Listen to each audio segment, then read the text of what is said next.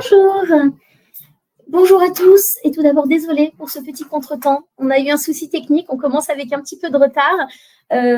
On a 30 minutes pour tout savoir et tout comprendre sur la vérification d'identité. C'était déjà ambitieux et on va y arriver, ne vous inquiétez pas. Alors tout d'abord, merci d'être présent sur ce premier webinaire d'une série dédiée à la vérification d'identité, série que j'espère participative, parce que finalement, on va vous demander à vous quel sujet, quel use case vous souhaitez aborder dans les webinaires suivants. Donc, soyez pas timides, vous pourrez nous les indiquer sur le chat. Je me présente, je suis Emilie Aznaran, donc je suis Key Account Manager pour la Digital Factory de Tessie et je suis ravie d'aborder ce sujet passionnant avec vous aujourd'hui. Alors, tout d'abord, Tessie, qui sommes-nous ? Alors, Tessie, c'est un grand acteur français à résonance européenne spécialisé dans l'optimisation de vos processus métiers. Et peut-être que vous connaissez déjà Tessie pour une de ses briques, une de ses activités. Ça peut être nos centres de gestion pour tout ce qui est relations clients. Ça peut être notre expertise en conseil, en consulting. Voilà, on intervient sur énormément d'étapes de la relation client et des processus documentaires. Ici, c'est 13 000 collaborateurs qui travaillent justement au service de différentes sociétés dans tout secteur. Mais Tessie, c'est aussi une société qui est portée vers l'avenir, qui a toujours été portée sur l'innovation, customer centric, comme on dit, donc toujours à l'affût et à l'écoute de ses clients. Et il y a 2 ans, Tessie a décidé de concentrer ses activités digitales au sein d'une Digital Factory sous la marque Certinia. Et voilà, Certinia, c'est nous. Certinia, c'est 230 collaborateurs entièrement dédiés aux solutions digitales. Certinia, c'est une plateforme modulaire qui s'appuie sur la force du groupe Tessie, éditeur de logiciels, mais également sur la possibilité d'intégrer des solutions externes si on ne devait pas répondre à 100% à des nouveaux use cases ou à vos besoins. Et je pense là à notre pépinière Pépite Checker, donc qui concentre de nouveaux talents technologiques et auprès de qui on peut aller chercher des solutions qu'on n'aurait pas pour l'instant. Donc, qu'est-ce que propose Certinia Global XP ? Confiance numérique.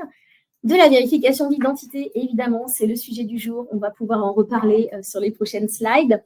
Également du contrôle documentaire, parce qu'une fois qu'on a vérifié une pièce, lutter contre la fraude, c'est aussi pouvoir la comparer à d'autres pièces d'un dossier, par exemple. On va proposer de la signature électronique, niveau simple, avancé, qualifié, avec sur les niveaux avancés et qualifiés de la vérification d'identité. Vous voyez, on en revient toujours à cette problématique. On va s'intéresser également à des sujets d'avenir, des sujets d'actualité, mais également d'avenir, puisque IDAS 2 a posé de nouveaux jalons en termes d'identité numérique et de wallet européen. Ce n'est pas le sujet du jour, mais on pourra éventuellement en reparler si vous le souhaitez. Et des services de confiance qui vont aller de la fourniture de certificats, RGS par exemple, je pense que le service public sait de quoi je parle, EIDAS, de l'eurodatage qualifié et de l'archivage à valeur probante certifié HDS, et là je pense au secteur de la santé. Évidemment, tout cela n'aurait pas de sens ni de légitimité si nous n'étions pas un tiers de confiance qui est reconnu déjà et qui s'appuie sur une expertise. Alors, une expertise sectorielle, comme je vous ai dit. On est plus de 230 experts aujourd'hui, on a plus de 25 000 clients, mais également une politique de sécurité très forte. Je vous donne juste quelques informations, mais sachez que nos infrastructures, elles sont souveraines, nos serveurs, ils sont en France, à minima en Europe, qu'on a un taux de disponibilité qui est très fort et que dans tiers de confiance, il y a le mot confiance. Donc forcément, vous nous déléguez finalement votre conformité réglementaire et nous, de notre côté, notre travail, évidemment, c'est d'être conforme à toutes les réglementations qu'on va bientôt voir dans une slide. Et là, je peux vous donner, au hasard, je vais vous parler de IDA, je vais vous parler d'RGPD. Voilà, on va parler de plein de choses ensemble. En tout cas, voilà, retenez que dans tiers de confiance, il y a confiance. Pour finir avec la présentation, voilà quelques références qui nous font confiance, donc sur des secteurs d'activité qui sont finalement assez variés. Alors, vous allez voir évidemment qu'on a pas mal de secteurs réglementés. Je pense à des banques. On a la Banque Postale, la Banque de France, des services publics, puisqu'on est agréé UGAP, dont on travaille également avec l'INSEE, avec le ministère de l'Intérieur. Mais si vous regardez bien, vous allez trouver des logos sur des secteurs qui ne sont pas réglementés. Donc, j'ai déjà commencé à vous dire que la vérification d'identité, c'était très réglementé. Il y a des secteurs, en effet, qui sont très impactés. On les appelle les services financiers. Et on a d'autres secteurs qui, finalement, se retrouvent confrontés à des enjeux de fraude et qui vont appliquer les mêmes dispositifs que ces secteurs réglementés. Vous voyez que, par exemple, on a Adecco qui fait de l'intérim et on va avoir EDF, par exemple, qui est dans le secteur de l'énergie. Alors, la vérification d'identité, de quoi parle-t-on? Beaucoup de notions, beaucoup de mots dont vous avez dû entendu parler. Certains peut-être vous sont familiers et j'espère qu'à l'issue de ce webinaire, ils le sauront tous. RGPD pour les données personnelles, avec la CNIL, la CPR qui régule et qui possiblement peut sanctionner les établissements financiers, la biométrie dont on parle beaucoup et que vous utilisez pour débloquer vos smartphones. D'ailleurs, vous utilisez de la biométrie. Donc, beaucoup de termes qu'on va essayer de remettre en ordre pour qu'ils vous soient totalement familiers dans 25 minutes. J'en profite pour revenir peut-être sur un temps de questions-réponses. Je ne l'ai pas indiqué au départ. Ce qu'on va faire pour garder le fil, c'est qu'on va se les mettre de côté et on va se garder les 5 dernières minutes pour répondre à vos questions, en espérant qu'il y en ait. Alors, soit je serai très, très claire et vous n'en avez pas, soit au contraire, je vous aurais donné envie d'en poser quelques-unes. Alors, allez, on attaque le cadre réglementaire. Alors, initialement, il s'adresse surtout aux services financiers. La France et l'Europe ont anticipé et encadré les services de confiance, les échanges numériques via plusieurs choses. Donc, on a EIDAS notamment qui encadre toutes les transactions numériques. Mais on va surtout avoir le code monétaire et financier qui va encadrer la vérification d'identité. Tant qu'à se passer en France, en face à face, on va dire qu'il n'y avait pas trop de soucis, c'était assez clair. Mais dans le cadre d'un parcours digital, elle a proposé 6 mesures qui permettent de valider une identité à distance et il faut pouvoir recourir à 2 de ces mesures pour, on va dire, faire le travail. Assez naturellement, je ne vous cache pas que les établissements financiers se sont orientés vers la mesure 1 et 3, par exemple, où ils recueillent une pièce d'identité qui est souvent vérifiée au niveau du back-office par des personnes, et un micro-paiement ou un premier paiement. Voilà. Ça, c'est les mesures qui, traditionnellement, ont été mises en place dès le départ. Néanmoins, la CPR a levé des doutes sur la combinaison de ces 2 mesures et oriente les établissements financiers vers des mesures, des combinaisons en tout cas, qui seraient plus la mesure 1 et la mesure 5, qui correspond, et attention, on va parler de quelque chose dont vous avez forcément entendu parler, qui est le parcours PEVID, on va y revenir, ou la mesure 6, qui à ce moment-là serait une signature de niveau qualifié, donc avec une vérification d'identité. Donc voilà le code monétaire et financier sur lequel finalement se sont basées toutes les solutions de vérification d'identité. Au-delà de ce code monétaire et financier, on va se rajouter des réglementations, on va dire, qui vont concerner finalement tous les secteurs. Donc, on va parler d'RGPD, donc les fameuses données personnelles et sensibles.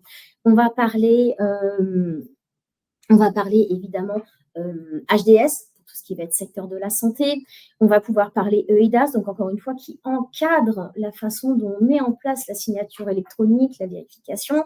On peut parler également de la réglementation des C2E. Voilà, on a des réglementations qui vont s'appliquer sur certains secteurs et d'autres de façon généraliste et que dans tous les cas, il faut savoir respecter. Donc, au niveau réglementaire, vous voyez que finalement, on est assujetti à pas mal de règles. Mais je vous rassure, ce n'est pas si compliqué que ça. Alors, je vous donne juste quelques chiffres sur la fraude, 2 chiffres que je trouve assez révélateurs. Selon une source InGroup, ce serait plus de 210 000 Français qui auraient été concernés par l'usurpation d'identité en France sur 2023. À la radio, notamment sur France Info, ils ont parlé, eux, de 400 000 personnes. Donc, si les chiffres diffèrent un petit peu, ça dépend souvent des sources et de comment ils sont calculés, ce qu'on peut voir, c'est que c'est quand même une menace qui est grandissante, avec des conséquences souvent terribles pour la personne dont l'identité a été usurpée. Et au niveau entreprise, qui est victime également de cette usurpation, des pertes financières. Regardez, 400 millions d'euros de fraude dans la rénovation énergétique sur MaPrimeRénov' en 2023. Donc, qu'est-ce que c'était? C'était en termes de bénéficiaires des fausses pièces d'identité. C'était au niveau des personnes morales, des cabis qui n'avaient pas été vérifiés, des sociétés qui ne faisaient pas partie du BTP, des sociétés qui n'étaient plus en activité. Donc, la vérification d'identité, ça concerne à la fois les personnes, mais également les sociétés. Je vous ai parlé donc de 210 000 personnes. Sachez que c'est un chiffre qui est plus élevé que le nombre de victimes de cambriolage ou de vol de voiture en 2023. Donc, c'est vous dire si c'est un chiffre important, avec encore une fois des conséquences à la fois sur les individus, mais également sur les sociétés comme les vôtres, ou en tout cas les structures comme les vôtres. Alors, comment ça se traduit pour vous, professionnels? Tout d'abord, l'obligation finalement de répondre à des enjeux qui peuvent paraître contradictoires. Vous allez voir qu'ils ne sont pas forcément, grâce notamment à des tiers de confiance, mais voilà, d'un premier abord, en tout cas, ça peut paraître contradictoire. Tout d'abord, le premier enjeu, c'est de répondre forcément à la conformité. La conformité et lutter contre la fraude. Tout ça, c'est à géométrie variable. On sait qu'on a des secteurs qui sont plus réglementés, donc au niveau conformité, ont plus d'exigences. Et finalement, la lutte contre la fraude, elle touche tous les secteurs d'activité. Donc cet aspect conformité, lutte contre la fraude, il est très fort, mais il va au premier abord se heurter finalement à notre deuxième enjeu, qui est la simplification du parcours, l'expérience utilisateur. C'est le nerf de la guerre aujourd'hui. Comment est-ce qu'on a un parcours digital le plus fluide possible, un parcours qui soit sans rupture, un parcours qui soit sécurisé? Comment on fait pour que ce parcours finalement il ne soit pas altéré par cette chape de plomb un petit peu qui peut être la conformité ou la lutte antifraude. Lutte antifraude qui profite à la fois à la société et à l'individu également. C'est ce que vous devez à votre client de le protéger contre l'usurpation d'identité. Donc, comment on fait pour ce premier enjeu qui peut paraître un peu lourd, n'altère pas l'expérience utilisateur? Et là, on va se rajouter un troisième challenge. Comment on fait pour que finalement ces contraintes deviennent des opportunités de gagner en efficacité opérationnelle, en productivité? Comment on fait? Puisqu'on sait très bien que la vérification d'identité, elle est traditionnellement effectuée par le back-office. C'est des tâches qui sont chronophages et personne n'est formé à déceler une erreur dans une bande MRZ. Personne ne sait compter le nombre de vaguelettes ou faire des contrôles de colorimétrie. Donc, ce sont des activités qui sont chronophages, qui n'ont pas une forte valeur ajoutée, qui sont source d'erreurs. Donc, comment on fait finalement, encore une fois, pour transformer cette contrainte en opportunité? Comment on fait pour concilier ces trois enjeux? Alors, ces trois enjeux, je vous dis qu'ils sont à géométrie variable, mais par expérience, on les retrouve dans tous les secteurs. Donc, secteur banque, on va avoir un fort premier enjeu qui va être conformité. Et dans d'autres secteurs d'activité, on va avoir de la lutte antifraude, mais surtout parce qu'il y a une forte concurrence, l'obligation d'avoir un parcours très souple. Je pense notamment à l'assurance auto. Comment on fait pour que ça aille vite, pour avoir des parcours en self-care, s'assurer de l'identité du conducteur, s'assurer de l'authenticité d'un relevé d'information et pouvoir fournir en temps réel, pourquoi pas, les documents de souscription, faire signer dans la foulée. Voilà. Comment on concilie tout ça? C'est notre challenge. Tous les jours, on y est confronté. Alors, la vérification d'identité, on va rentrer vraiment dans le vif du sujet. La vérification d'identité, qu'est-ce qu'on propose à distance? On a une base qui va être une vérification d'identité automatique. C'est-à-dire qu'on va vous accompagner dans la capture de cette pièce d'identité. Donc, vous voyez, c'est la toute première colonne, l'aide à la capture. On va pouvoir assurer à cette étape la qualité de la photo et vérifier que c'est bien une pièce d'identité, puisqu'on a des contrôles qui vont en découler derrière. Ce n'est pas la même chose si on a une pièce d'identité, une carte d'identité, on va vous demander le recto verso, ou un passeport. Dans quel cas, il n'y a pas de verso. Cet outil de la capture, il est important et il est automatiquement intégré de toute façon dans toutes nos solutions. La deuxième étape, ça va être le contrôle automatique de cette pièce. Donc, comment on va effectuer le contrôle automatique de cette pièce? Tout d'abord, on va extraire de la data. Donc là, on va être sur un enjeu de qualité de la data. On sait que c'est un enjeu important pour vous. Donc là, la data, elle est directement puisée à la source. Donc, on va extraire cette data qui sera disponible directement à renvoyer dans vos systèmes d'information, dans vos ERP, dans vos outils. Et les contrôles automatiques qu'on va effectuer, on va en faire plus de 400, en fait, en quelques secondes. En 3-4 secondes, on va faire plus de 400 contrôles. Des contrôles qui vont être à la fois visuels, donc vérifier que tout est au bon endroit, qu'on a les bonnes informations. On va vérifier, comme je vous l'ai dit, la colorimétrie, le nombre de vaguelettes. Sur une capture dynamique, on peut également aller vérifier les hologrammes. Vous voyez, vous avez des captures statiques et des captures dynamiques où vous allez faire basculer la pièce. Des contrôles structurels. Donc, on va aller vérifier que la bande MRZ correspond bien. On va vérifier que, par exemple, le modèle de la carte d'identité correspond bien à la date d'émission de la pièce d'identité. On a le nouveau modèle qui, je crois, date de 3-4 ans. Si on en a une comme ça qui date de 5 ans, on saura qu'elle est fausse. On va également vérifier qu'elle n'a pas été éditée un dimanche. Il n'y a pas d'édition de pièce d'identité un dimanche. Donc, on va faire tous ces contrôles-là et on va pouvoir également se connecter sur des bases externes. Une des forces de notre solution, c'est de lutter notamment contre la fraude hémorragique. La fraude hémorragique, allez, on va se faire un petit focus là-dessus. Qu'est-ce que c'est? Vous perdez votre pièce d'identité, par exemple, quelqu'un de mal intentionné la trouve. Sachez qu'aujourd'hui, il existe des générateurs automatiques de fausses pièces d'identité. C'est-à-dire que votre pièce d'identité, elle va rentrer dans le générateur et ils vont en faire 100 pareils en changeant la photo. Ou sinon, ils vont garder la photo, ils vont changer les informations. Et cette pièce d'identité, elle peut être utilisée pour souscrire 10 assurances vie en même temps dans la même heure. Comment on lutte contre cette fraude hémorragique? Tout simplement en compilant une base de données cryptée qui va nous permettre de vérifier ces informations et éventuellement de générer un warning sur certaines pièces. Donc, ces contrôles qui s'effectuent en quelques secondes, alors je ne vous donne pas tous nos secrets de fabrication, mais tous ces contrôles, ils ont été élaborés par nos équipes d'experts qui travaillent avec la gendarmerie, avec d'anciennes personnes d'Interpol, qui nous permettent d'anticiper finalement les fraudes de demain. Donc, encore une fois, en quelques secondes. Donc, en quelques secondes, on vous donne un verdict, en tout cas, les solutions de vérification d'identité vous donnent un verdict qui va être OK, on n'a pas relevé d'incohérence, KO, auquel cas là, on est visiblement face à une fraude, ou un warning parce que vous avez une règle métier, qui nécessite qu'on attire l'attention sur quelque chose. Ça peut être un pays sur lequel vous avez rencontré pas mal de fraudes ces derniers temps et sur lequel vous souhaitez avoir une attention particulière, ou ça peut être par exemple la vérification de l'âge. Voilà, vous pourriez dire, OK, la pièce d'identité, elle est bonne, par contre, cette personne, elle n'est pas majeure, donc il va me falloir finalement un garant ou il va me falloir une autre personne qui soumet sa pièce d'identité et qui peut souscrire à sa place. Donc là, on est sur une vérification 100% automatique qui finalement est la base de la vérification d'identité et qui correspond finalement à la mesure 2 du code monétaire.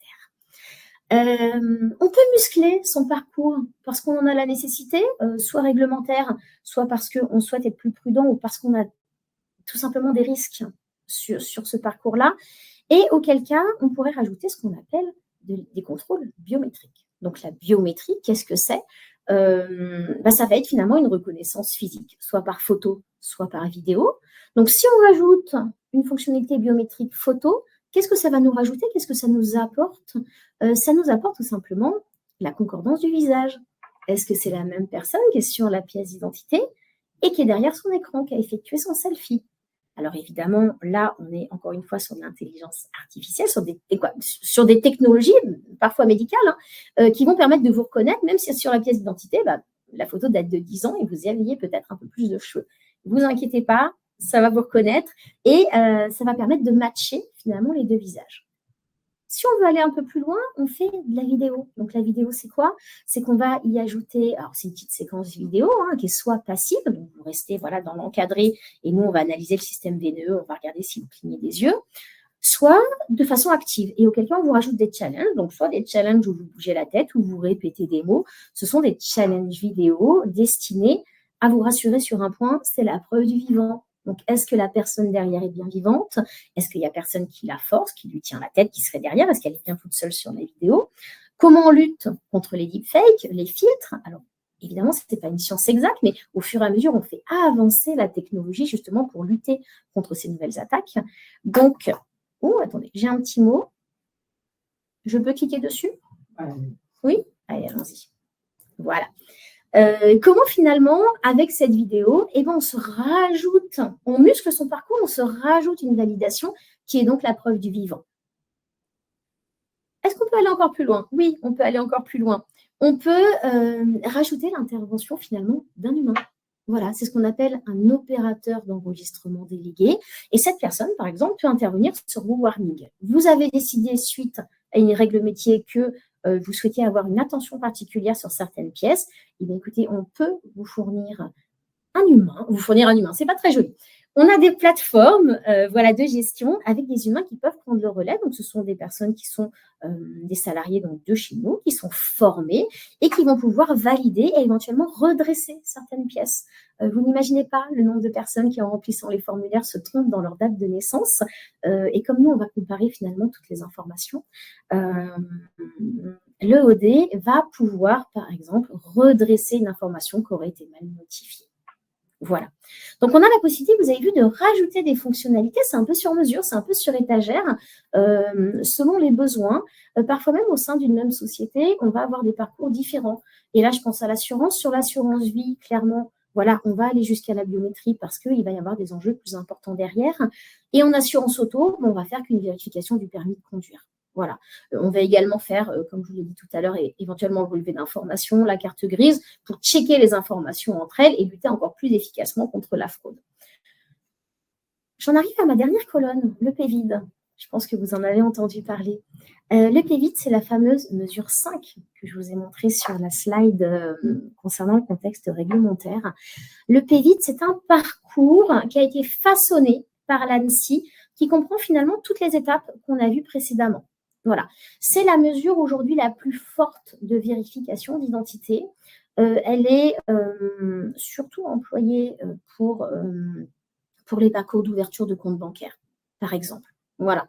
Je pense que nos clients bancaires ont entendu parler du PVID. Sachez qu'on est certifié PVID. Donc, c'est un parcours qu'on peut tout à fait proposer aujourd'hui.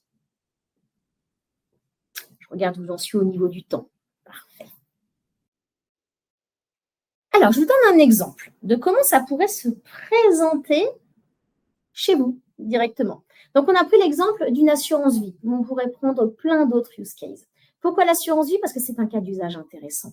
C'est un cas d'usage intéressant parce qu'il y a un calcul important du risque derrière, parce que c'est un secteur réglementé, et c'est un secteur aujourd'hui fortement digitalisé, l'assurance. Il y a plein de parcours en self-care. Aujourd'hui, vous n'êtes plus obligé de vous rendre dans une agence pour souscrire une assurance. Il y a des parcours qui se font totalement en ligne.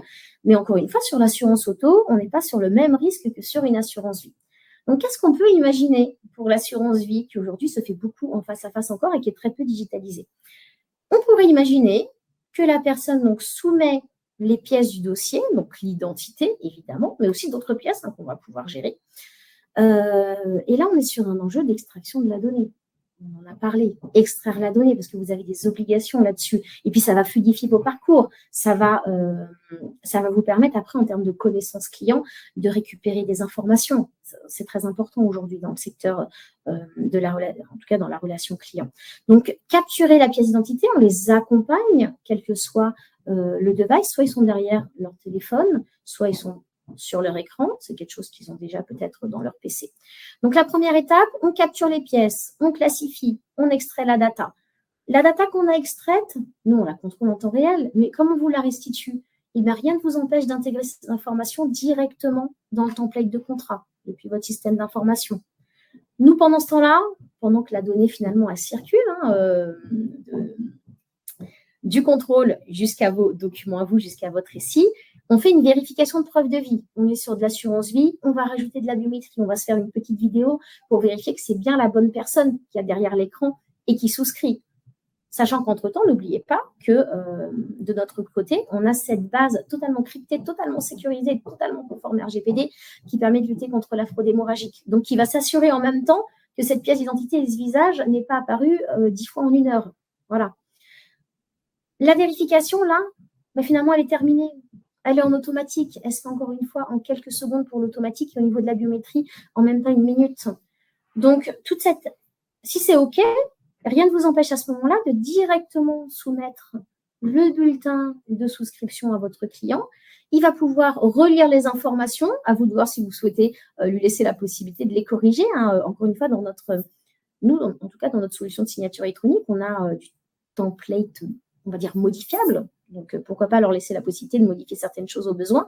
Et pourquoi pas aller jusqu'à la signature électronique, quel que soit le niveau, sachant que vous avez quand même déjà fait une vérification d'identité juste avant. Et une fois que c'est signé, pourquoi ne pas imaginer que ces documents ils vont directement sur nos serveurs d'archivage à valeur probatoire, sachant qu'encore une fois, nous, on est conforme HDS. Donc, peut-être les questionnaires de santé, tous les documents qui comportent des données très personnelles. À ce moment-là, on a la possibilité de les basculer en cloud et de les conserver pour vous. Donc, vous voyez, finalement, on va intervenir sur toute la chaîne du valeur du parcours. Voilà ce qu'on pourrait imaginer grâce à Global XP, finalement, pour répondre à ces enjeux qui vont être la vérification d'identité. Comment je m'assure que c'est la bonne personne? Comment je contrôle la donnée? Comment je sécurise la donnée? Et puis finalement, dans un enjeu de productivité, comment je l'exploite? Comment je l'optimise? Et puis surtout, en cas de contrôle, en cas de problème, parce que des fois, je reste sur l'assurance puisqu'on est dessus, mais des fois, ce n'est pas de la fraude à la souscription. Des fois, on va avoir évidemment de la fraude au sinistre. Comment est-ce qu'à ce moment-là, on prouve qu'on a rempli son obligation de vigilance au départ, au moment de l'entrée en relation? Donc voilà, c'est un tout d'intervenir sur toute la chaîne de valeur et de sécuriser, vous voyez, toutes les étapes. Voilà ce qu'on pourrait imaginer sur l'assurance vie, mais qu'on peut également imaginer sur du parcours C2E, qu'on peut imaginer pour un contrat de location dans l'immobilier. Voilà, il y a énormément de cas d'usage et comme je vous l'ai dit, je le répète, la fraude à l'identité concerne tous les aspects de notre vie et toutes les sociétés, quel que soit le secteur. Voilà. J'espère que j'étais claire. Ce que je vous propose peut-être, c'est de passer à la question.